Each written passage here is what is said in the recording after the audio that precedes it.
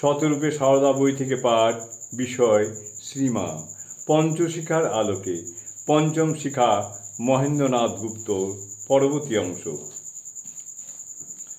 মাঝখানে নানা রকমের জটিল সাংসারিক সমস্যা ও আদি ভৌতিক অস্বস্তিতে বিব্রত হয়ে মহেন্দ্র তার কথামৃত সাধনাতে তত আর মনোনিবেশ করতে পারছিলেন না।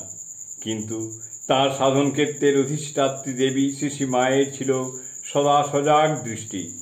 1895 সালের 26শে নভেম্বর তারিখে মহেন্দ্রনাথকে শ্রীমা লিখলেন, কল্যাণ বরেশু, যে বিষয়গুলি অর্থাৎ ঠাকুরের যে কথাগুলি বলিবার জন্য বাছিয়া রাখিবার কথা বলিয়াছেন, তাহা ঠিক করিয়া বাছিয়া রাখিবেন।